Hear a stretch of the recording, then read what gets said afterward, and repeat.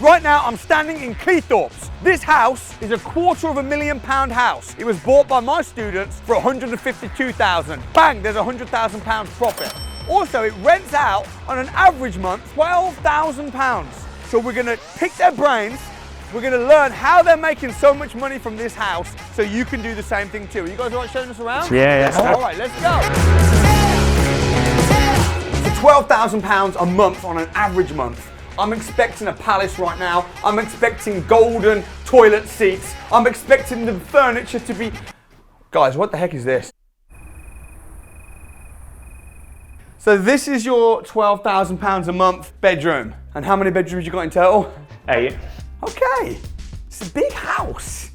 So I'm gonna pick your brain on how you're getting so much rent for this. Because these viewers, they ain't gonna believe that you're getting £12,000 a month. So we need to unravel how, and people are gonna wanna start doing the same thing too. So the first thing is, you bought it for 152 grand. How did you get it so cheap? It's a massive 8-bedroom house right in the centre of Cleethorpes. We negotiated it and it was 152,500. So we started off around like 148 and then sort of met at 152. And then, when did you get it valued?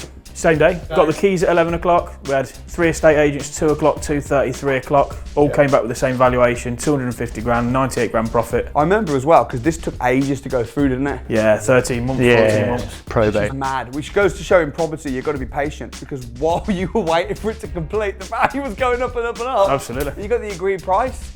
So, there's 3 ways you make money in property. Come on, Scott, what are the 3 ways? Capital appreciation. Yeah, that's slow. Rental profit, and then buying low. I can't wait to hear how you're making 12 grand. And 12 grand's not even a good month, is it? What's your best month you made on this? Our best month's 18,400.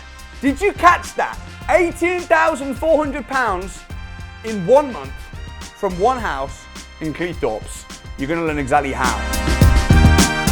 What was the vision when you first bought it? So when we first acquired the property, we were sort of wanted to put sort of multiple exits in there. So we had an idea of speaking with the council. The previous owner had a agreement with the council where they sort of housed a couple of people in a couple of rooms, nothing major. So we're going to speak to the council, see what they were sort of thinking. Also possibility of turning into a HMO or a luxury SA for holiday goers, quite close to the beach. Right. So it sort of worked on every angle, and then sort of all 3 ideas had a sort of similar vision of how the property would look. So basically you bought it, you're thinking HMOs, we're gonna need planning, we're gonna need time, we're gonna need to refurbish it. In the meantime, it's approached the council, and then the council just came, boom, Yeah, with it was a mad offer. When we approached the council, actually, it wasn't a monetary thing, was it? We sort of said to the council, look, this property is going to be empty for a while. We know that you used to house some vulnerable people, some homeless people. And we said, look, if you can use this property and pay us a little bit of money, it helps you out, feel free. And they sort of come round and was like, actually, we could use this a lot more. They didn't want it too good, did they? They wanted something that was a bit run down, just somewhere for someone to rest their head for 2 or 3 nights. Why do they want it a bit run down? Because I know I was joking about the furniture, but I know they actually told you, don't get fancy furniture, don't spend a load of money on the house. Why did they do that? There's vulnerable people here. Sometimes there can be damage to rooms, sometimes, you know, they're in and out. And they don't want people to think that it's like a home, so they're going to stay here forever. Like emergency housing for vulnerable people. You might have seen it if you watch programs like Can't Pay, Take It Away. And then the people are like, oh, I got no home now, I'm homeless. And then they go to the council, and the council go, don't worry, we've got somewhere for you for a few days, rest your head. So this is one of those places. We've also systemised it as well. So literally this, if someone's fleeing a situation where, you know, it has to be at 2 in the morning, they can come here at 2 in the morning, it's all systemised, it's managed by the council, they can get them into the rooms, into safety in some situations. So the council pay you direct, or do they pay the tenant and then the tenant pays you? No, they pay us direct. They let us know who's in here for how long, and then obviously we invoice it. How do you calculate how much to invoice? How are you getting like 12, 13, 15,000 pounds? So we do it per room, per night, so like a B&B would. So there's a flat at the back that's more than, say, a single room upstairs. So depending on the room. And how much are you charging then per room per night? Between 50 and 145 for the main flat. Fully occupied, this property rents out for $640 a night. If you did that over the whole month, yeah, it's 18, 19 grand. And who set those prices, you or the council? It was sort of agreed. Yeah. Really. They asked us to put a proposal forward. Yeah. We did a sort of due diligence around the area of what other places are charging, and went a little bit under that because we wanted to do a good deed, really, you know. That's the thing as well, that money follows value. And what you're doing is you genuinely had the heart of, I just want to help people, want to be able to, obviously you've got to make money, but now, bang, And you guys deserve it more than anyone because you guys are so, you know, honourable the way you do business. Of course, we've been friends for years. You've got a lot of property experience. It's just epic. Is this the kitchen through here then, yeah? Yeah. So on average then, what you got occupancy was like 60, 70%? Yeah, I think over the whole year it's probably about 60 to 70. How long have you been running this for emergency accommodation, making that kind of money? 14 months in total, since last November, wasn't it? Yeah. So the amount of money that you've made almost pays for the house already? Yeah.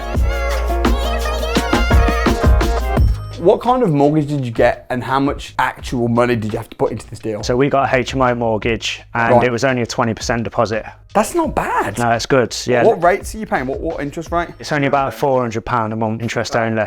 So you bought it for 152, you put in 20%, so you put in about 30 grand, and now you're making 12 grand a month, and the mortgage is £400. What's the plan then now? Are you just gonna keep doing it like this? I know you wanna ultimately run it as a HMO.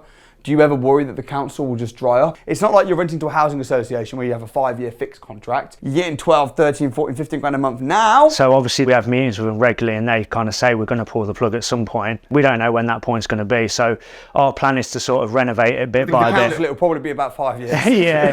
Everything's slow. Yeah. But yeah, you're going to renovate it. Yeah, exactly, yeah. So we're going to do it in sections. We're going to do like the back flat and then work through. So slowly it's going to become a high end. How much is it going to cost to refurbish it? I think the full refurb, including the bits we've already done, would have been between 70 and 80. But you've spent a bit already on like boilers, the roof. That's it, we're doing sort of the bits that don't disturb the tenants at the moment. So you've got about 50 grand left. And you could easily finance that. I've even said myself, if you need a 50 grand finance from Samuel Leeds Finance, I'd be very open to looking at that. Once you've refurbished it, what do you reckon the value would be then? Because if you got it made at 250 in this condition, do you have any idea what the value will be if you refurbish it? So we ran the figures based on a commercial valuation. The valuation would be about 430. But you need planning and everything, so it's a bit of a process. But planning should be complete at the end of this week. Really? We spoke to the planning officer, he's confident that he wanted some small amendments. We've made them amendments and we're waiting for the big thumbs up. So buy at 152, spending about 70 on it. So in total you're talking about 222. That's like a 200 grand profit on a little house in Cleethorpes, making you 12 grand a month. I'm well jealous of this house.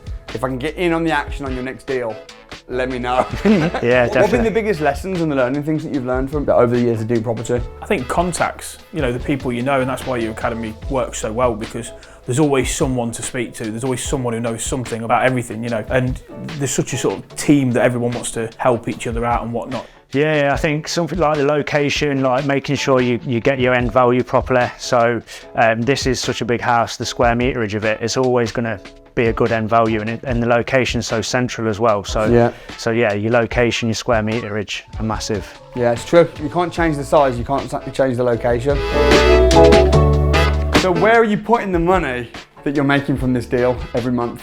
There's a few places that we've been investing. We've just purchased and are currently renovating a BRR to HMO, 3-bed property with 1 bathroom. It's going to be a 5-bed property with 2 bathrooms.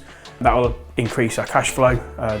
We'll obviously pull all the money out from that deal as well. We've also just secured 4 lease options, which are all going to be HMOs, every single one. Man. So they need minimal work, small investment, turn them into HMOs, but it will increase the value so much because we're buying them so cheap that we should be able to buy them with putting next to no money down. So presumably you're full-time in property now?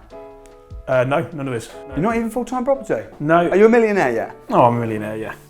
All right, that's good enough for me. Scott, are you full-time property now? I still have the window cleaning company, but yeah, I obviously do the mentoring, I do a lot in property, so yeah.